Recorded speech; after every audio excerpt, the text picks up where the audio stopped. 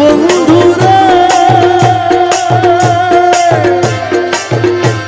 আমার বাড়ির সামনে দিয়া মোহনবাসী বাজাই সদাই বন্ধু আসা যাওয়া করে।